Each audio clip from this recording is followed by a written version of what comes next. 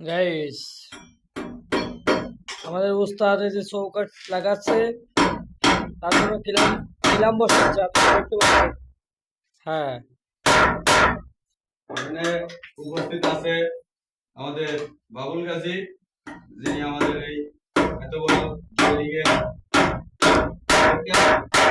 আসলে আমরা তার আন্ডারে কাজ করি। আমাদের উদ্বোধন কাজ আজকে আমাদের কাজ প্রথম।